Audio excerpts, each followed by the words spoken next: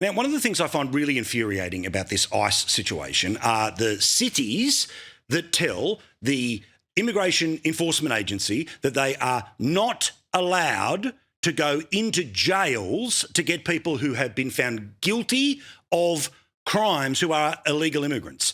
New York is about to do that, meaning get ready for protests there. The whole, Tom Homan goes into Minneapolis and calms things down. You know, the Kristi Noem, Department of Homeland Security chief thing, she's out. And now the border guy, Tom Homan, who we love, is such a lie. Tom Homan claimed he'd reached some sort of a deal with the Attorney General of Minnesota to allow ICE to get the bad guys in jail. So forget state prison. Minnesota State Prison has been doing this. But it's the issue is the county jails and the city jails all over the state do not cooperate with ICE because they're all sanctuary cities. And so that's been the issue all along. So they came out, the administration, through Homo, like, the Minnesota state prisons are going to cooperate.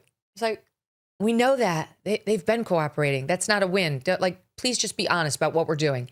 Then he's like, and the Attorney General of Minnesota said that the county jails and the city jails can cooperate too. What? And I said to the team, go back and check, see whether Mayor Fry has spoken to this, see whether the sheriff of Hennepin County, where Minneapolis is, has said we're going to do it.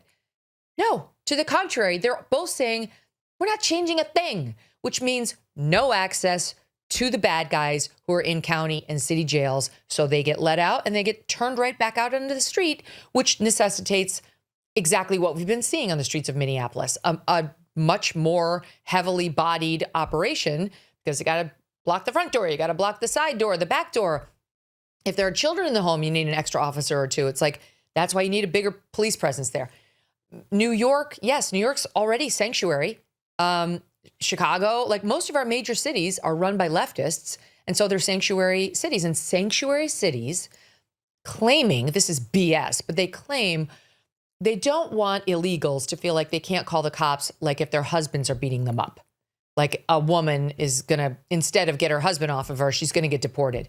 That has not been how law enforcement has been using those kinds of calls. Just FYI, this is a lie. But that's how they get away with it. But all ICE has really asked for any of these cities is, when you have a terrible person locked up in county lockup, please call us in advance of the day he's getting set free. You don't even have to hold him extra. If he's getting out on, Thursday, the 20th, please call us before that day. We'll take it from there. They won't even do that. So it's really out of control. And I don't see, right now the hatred for ICE is at a fever pitch. They're not going to stop any of these policies, Paul. If anything, they're going to double and triple and quadruple down on them. So the only solution, as I see it for Trump, is to quadruple down on his determination to get the illegals out. And if the press doesn't like it, too bad. They're going to have to get used to it because this is what he ran on. He has the majority support of the American people. And it's not just for the illegals who have done extra crimes. All illegals. There was just a poll out, just hit before we got on air. There's still a majority of the populace wants all illegals out. All. So it was never going to be pretty. These leftists in sanctuary cities are making really sure of that. So they'll get their political, boost from it. But these people have to go. The illegals must go. Now, this, of course, is an election year. In November, the midterms, and that's going to be a handbrake. It looks like the Democrats will win, probably win big, but there's a chance it could happen even sooner than that because the Republicans are down to just a one-seat majority and a by-election between now and November means the handbrake comes on early.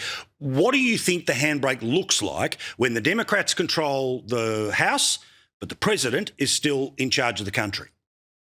Well, right now, I think it's looking terrible for Republicans in the midterms. There was just a state Senate seat that came up for election in Texas in a district President Trump won by 17 points in the presidential election that went Democrat.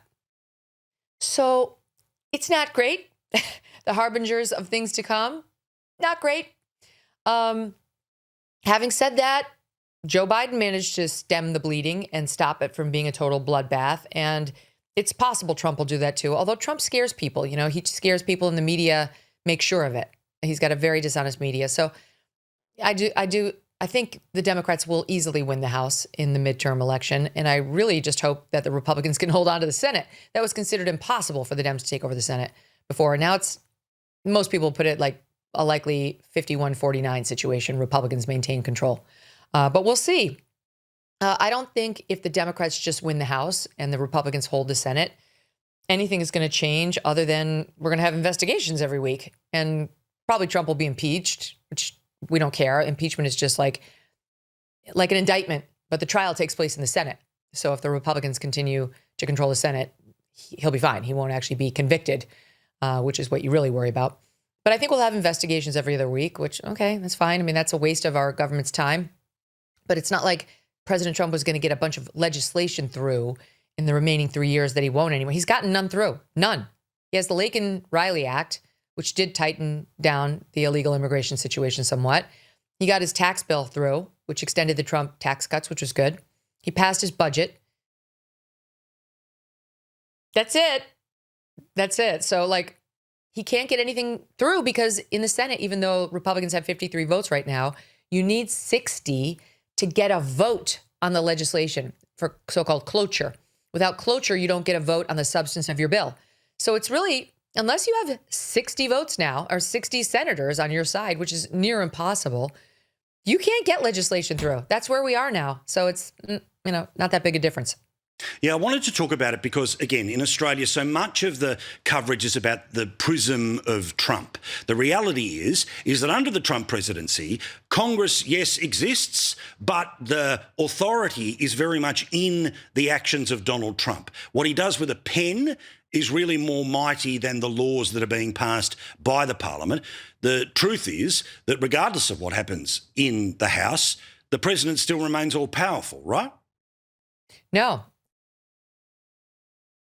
If they get control of the Senate, too, that now it's going to get interesting on the impeachment front.